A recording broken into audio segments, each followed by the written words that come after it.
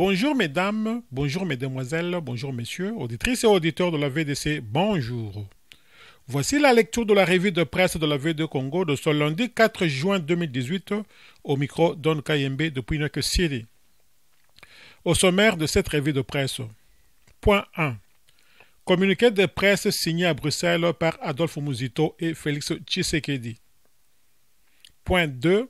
Violation de l'espace de l'Église catholique, la CENCO dénonce. Point 3. Qui de la fiabilité de la machine à voter. Enfin, point 4, en dehors de nos frontières. Le demande du troisième mandat anticonstitutionnel entre la Côte d'Ivoire. S'appuyant sur la nouvelle constitution ivoirienne, le président Alassane Ouattara n'écarte pas la possibilité d'un troisième mandat en 2020. Et maintenant les détails. Point 1. Communiqué de presse signé à Bruxelles par Adolphe Muzito et Félix Tshisekedi. Le Phare commente le communiqué de presse signé le 2 juin à Bruxelles par Adolphe Muzito et Félix Tshisekedi et titre Bruxelles, Félix Tshisekedi et Muzito contre un troisième mandat de Joseph Kabila. Félix Tshisekedi et Adolphe Muzito s'engagent à lutter ensemble pour bloquer toute velléité de rebondissement de Joseph Kabila pour un troisième mandat, rapporte le Phare citant un communiqué conjoint des deux personnalités.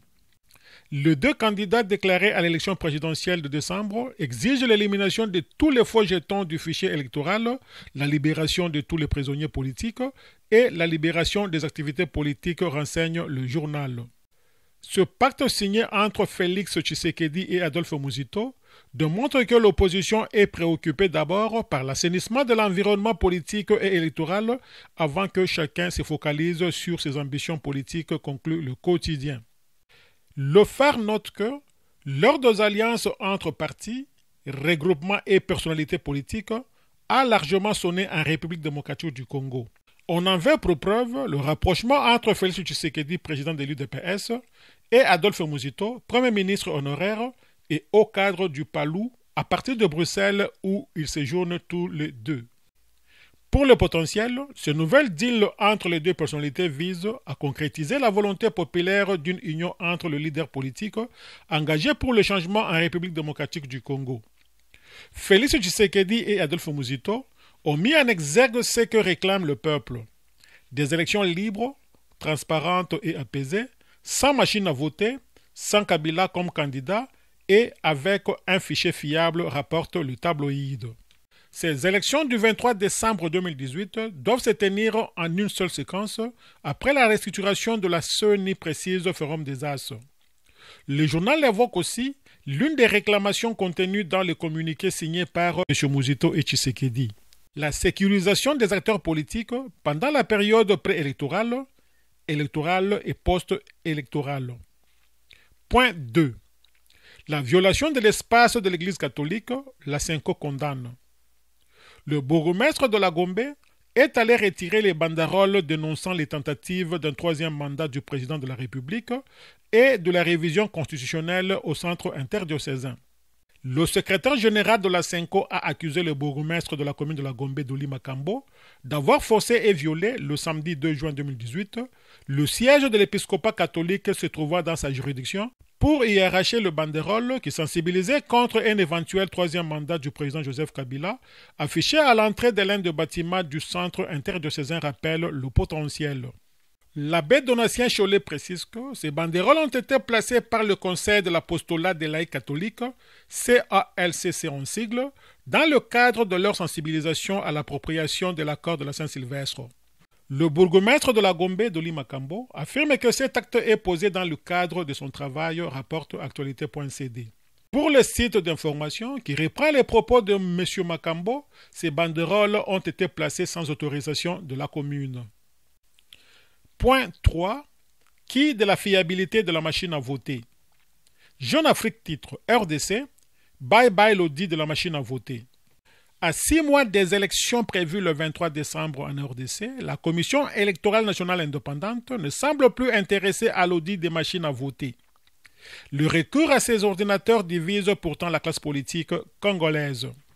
La CENI, qui souhaite organiser les élections le 23 décembre, n'estime plus nécessaire de faire procéder à un audit de machines à voter. Notre objectif est d'organiser les élections au 23 décembre. Le reste, c'est de la distraction, tranche aujourd'hui Corneille Nangaa, président de la CENI. D'après nos informations pour Jeune Afrique, la CENI ne voit pas d'un bon œil que cet éventuel audit revienne à un pays occidental qui est, selon elle, a priori très hostile au recours à la machine à voter en RDC. Dans tous les cas, la CENI est en train d'exécuter le calendrier électoral. L'audit des machines à voter n'en fait pas partie, conclut Corneille Nangaa. La CENI dit toutefois laisser sa porte ouverte à tous ceux qui veulent venir tester la fiabilité de ces engins.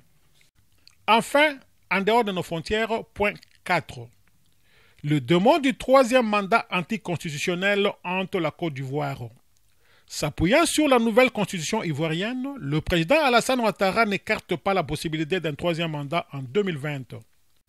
AFP titre à cet effet: un troisième mandat pour Ouattara, inacceptable et irréalisable selon l'opposition. Alassane Ouattara n'exclut pas un troisième mandat.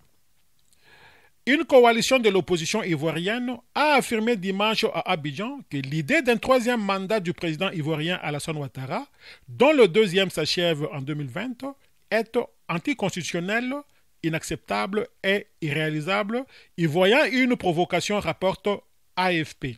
M. Ouattara a déclaré qu'il n'excluait pas un troisième mandat alors que la bataille pour sa succession a déjà commencé dans un entretien à l'hebdomadaire Jeune Afrique.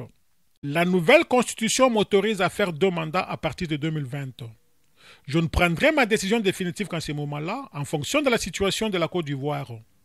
La stabilité et la paix passent avant tout, y compris avant mes principes, a déclaré M. Ouattara, interrogé sur la possibilité de se représenter. Cette déclaration désormais ouverte n'est que pure provocation contre le peuple ivoirien. L'idée d'un troisième mandat, le chef d'État actuel le sait, est anticonstitutionnelle, inacceptable et irréalisable en Côte d'Ivoire, a déclaré le président de l'Ensemble pour la démocratie et la souveraineté et de son sigle, le professeur Georges Armand Ouangen, dans un communiqué peut-on lire dans l'AFP. Fidèles auditrices et auditeurs de la VDC, merci pour votre aimable attention. C'était votre humble serviteur Don Kayembe depuis New York City pour le compte de la radio-télévision en ligne, La Voix de la démocratie congolaise, Panorama d'Afrique. À demain.